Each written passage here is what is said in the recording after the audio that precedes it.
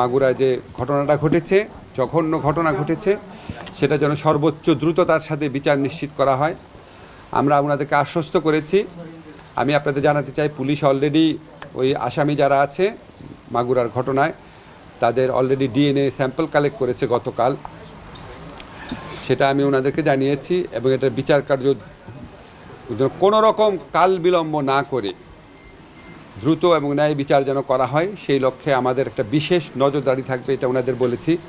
ওনারা বলেছেন ধর্ষণ বিরোধী সব মামলার ক্ষেত্রে যেন এরকম পদক্ষেপ নেওয়া হয়, আমরা বলেছি সাধ্যমতো চেষ্টা করব। ওনারা বলেছেন, একটা বিশেষ দাবি করেছেন যে শুধু ধর্ষণের মামলার বিচারের জন্য একটা স্পেশাল কোর্টের কথা বলেছেন। তো ধর্ষণের মামলার বিচার এখন হয় নারী এবং শিশু নির্যাতন দমন আদালতে, কিন্তু সেখানে ধর্ষণের মামলা ছাড়াও আরও অনেক অপরাধের বিচার হয়।